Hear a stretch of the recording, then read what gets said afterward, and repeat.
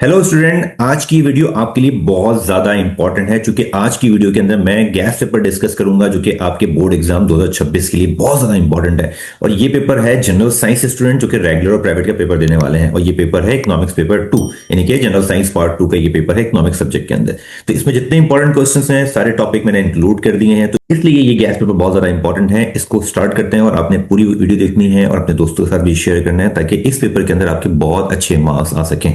Start करते हैं आज की वीडियो को। सेक्शन ए की बात करें तो सेक्शन ए में 20 मार्क्स के एमसीक्यूज होते हैं। ये 20 एमसीक्यूज सारे यहाँ पे मैंने लिख दिए हैं। ये सारे एमसीक्यूज आपने अच्छी तरह स्टडी कर लेने हैं और इसकी जो सॉल्यूशन है वो आपको मेरे यूट्यूब चैनल के इस पोस्ट वाले सेक्शन में मिल जाएंगे। यहां से आप जाके तमाम जो इसके एप्रोप्रिएट आंसर्स हैं वो देख सकते हैं। जब आप ये एमसीक्यूज स्टडी कर लें इसके बाद फिर सेक्शन बी स्टार्ट हो जाएगा आपका। सेक्शन बी की बात करें तो सेक्शन बी जो है टोटल 40 मार्क्स का होता है, जिसमें से 20 मार्क्स जो होते हैं वो मैक्रो के होते हैं और 20 मार्क्स जो होते हैं वो पाकिस्तान इकोनॉमिक्स से होते हैं। मैक्रो की बात करें तो इसमें टोटल आपको शॉर्ट जो क्वेश्चन है 4 अटेम्प्ट करने होते हैं। हर क्वेश्चन के 5 मार्क्स होते हैं। पहला सवाल जो आपके लिए इंपॉर्टेंट है वो है ग्रॉस इंटरेस्ट और नेट इंटरेस्ट का आपने जो डिफरेंशिएशन है वो याद करना है। इसके साथ साथ पब्लिक फाइनेंस और प्राइवेट फाइनेंस का जो डिफरेंस है आपने ये भी याद करना है। इसके बाद आपने जो फंक्शंस हैं कमर्शियल बैंक्स के वो भी आपने याद करने हैं। इसके साथ साथ जो सेंट्रल बैंक के फंक्शंस हैं वो भी याद करने हैं।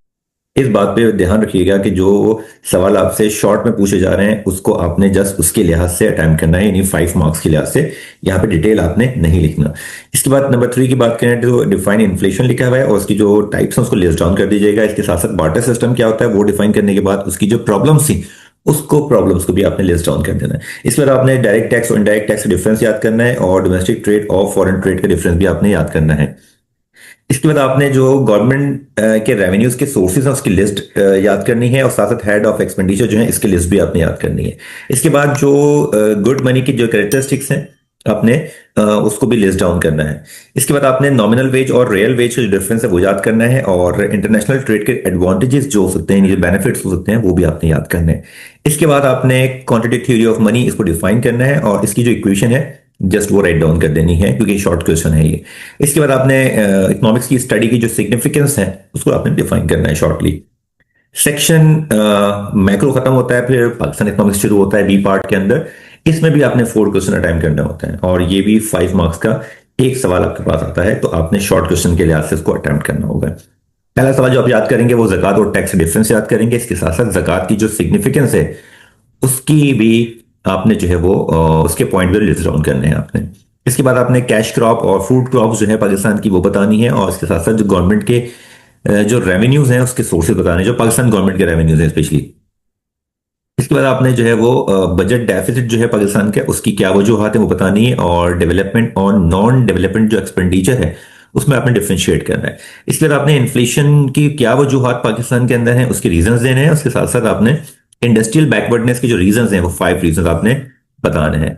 इसके बाद आपने बताना है कि जो 3 फंक्शंस हैं जो पाकिस्तान का जो स्टेट बैंक है उसके क्या हैं और 3 फंक्शन वो बताने हैं आपने। इसके बाद जो इंडस्ट्रियल बैकवर्डनेस है किस तरह से कम किया जा सकता है पाकिस्तान के अंदर।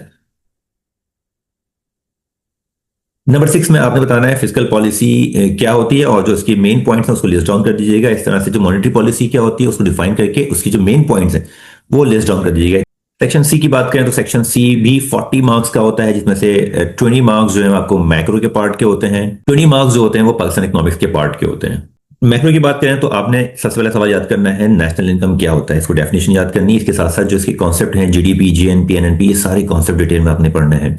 इसके साथ साथ आपने comparative cost theory of international trade इसको आपने एक्सप्लेन करना है और साथ साथ जो क्रिटिसिज्म की जाती है इस कॉस्ट थ्योरी के ऊपर उसको भी आपने याद करना है। इसके बाद आपने balance of trade, balance of payment का डिफरेंशिएशन जो है वो आपने स्टडी करना है। साथ साथ कि अनफेवरेबल जो बैलेंस ऑफ पेमेंट पाकिस्तान के अंदर है उसको किस तरह से इंप्रूव कर सकते हैं, करेक्ट कर सकते हैं। इसके साथ साथ आपने मनी की डेफिनेशन और साथ साथ इसके जो फंक्शंस हैं वो आपने याद करना है। फिर शुरू होता है पाकिस्तान इकोनॉमिक्स का पार्ट, जिसमें से आपने एक सवाल करना होता है। पहला सवाल जो आपके लिए इंपॉर्टेंट है वो है कि ट्रांसपोर्टेशन कम्युनिकेशन के जो मीन्स हैं वो क्या है। इसके साथ साथ जो रेलवे की इंपॉर्टेंस है पाकिस्तान की इकोनॉमी के अंदर उसको भी आपने एक्सप्लेन करना है। इसके साथ साथ इंपोर्ट एक्सपोर्ट जो पाकिस्तान की है वो क्या है वो बतानी है और फिर आपने एक्सपोर्ट को प्रमोट करने के लिए पाकिस्तान के लिए जो सजेशंस आपके पास हैं, एडवाइसेस हैं, वो आपने देनी है। क्वेश्चन 7 के अंदर आपने जो कॉटेज इंडस्ट्री पाकिस्तान को प्रॉब्लम फेस करनी पड़ रही है वो आपने डिस्क्राइब करना है प्रॉब्लम्स को और साथ साथ इन प्रॉब्लम्स को दूर करने के लिए जो रेमेडी है, जो सजेशंस हैं वो आपने बतानी है।